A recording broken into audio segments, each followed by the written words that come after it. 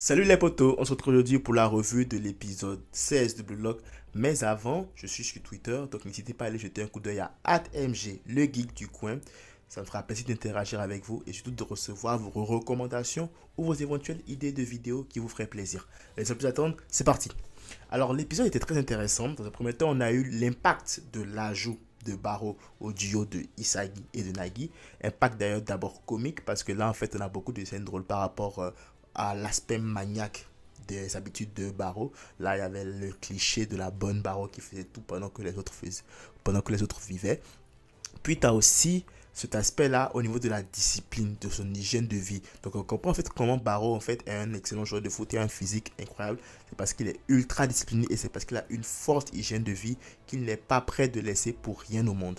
Ce qui est intéressant parce que là du coup, ce sera à Isagi et bien sûr Nagi parce que Isagi l'entraîne avec lui d'aller essayer de s'adapter à cet aspect-là de Barreau, à cette façon-là de voir, de jouer au foot de Barreau. Donc ce sera à Iseki et Nagi d'essayer de s'adapter, d'essayer de trouver un moyen de pouvoir un peu fitter leur personnalité avec la personnalité de Barreau pour pouvoir avoir une cohésion d'équipe assez intéressante, tu vois.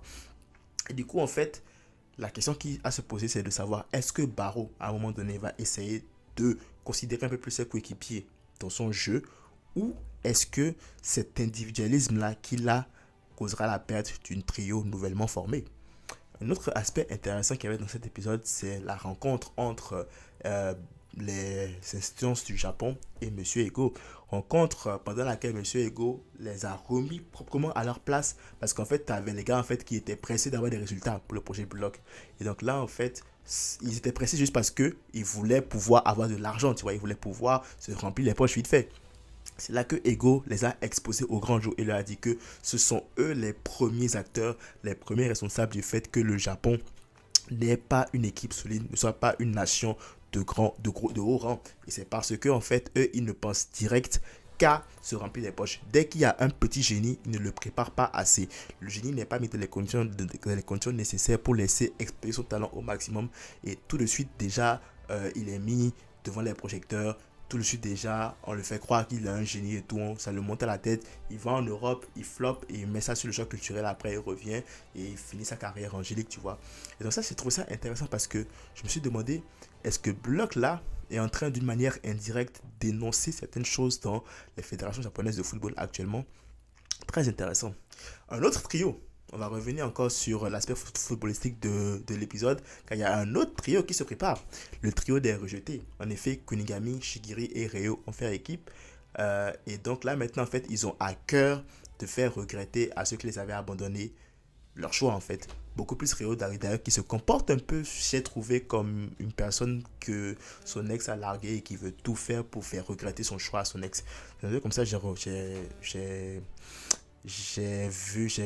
pressenti le comportement de Rio. C'était un peu trop over, je pense. C'était un peu trop par-dessus les bornes, en fait, l'attitude de Rio, à mon avis.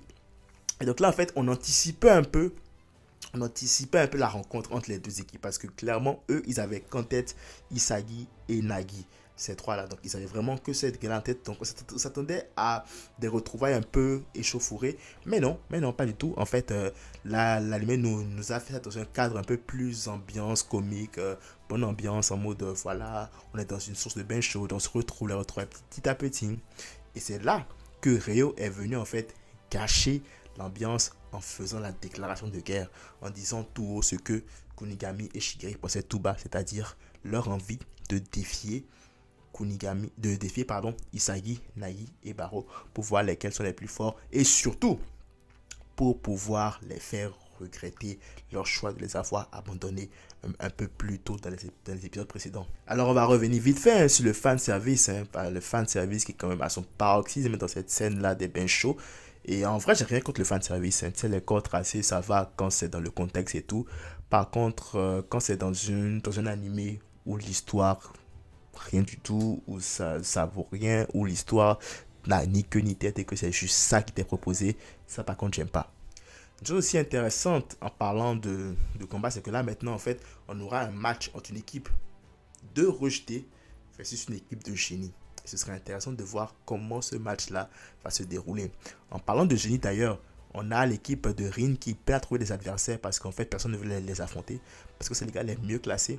Donc là du coup ils galèrent, puis là en plus ils sont vraiment en train d'essayer de tisser des liens entre eux, beaucoup plus Rin et Bashira, parce qu'en tout cas Rin, on sent qu'il est individualiste et que lui il est juste basé sur le fait de vouloir battre son frère, point barre, c'est fini.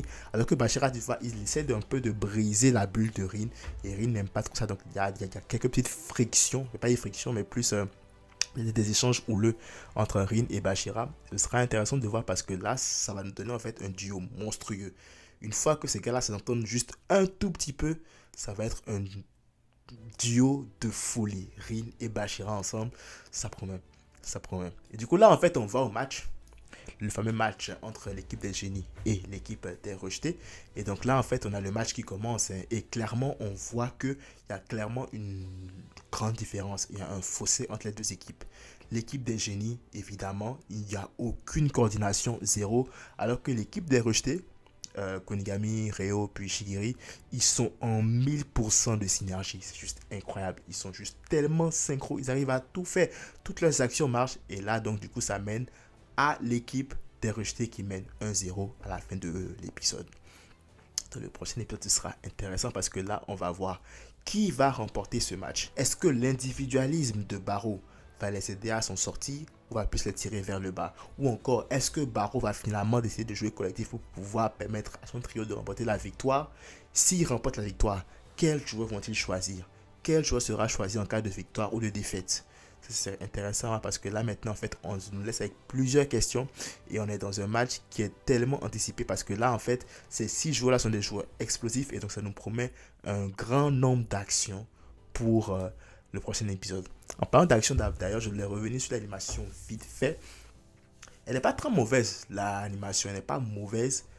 Mais au fait, je me rends compte qu'on a vraiment beaucoup pris l'animation de Kuroko Basket comme acquise. Franchement, Kuroko no Basket, pardon, en son temps, c'était une dinguerie en matière d'animation.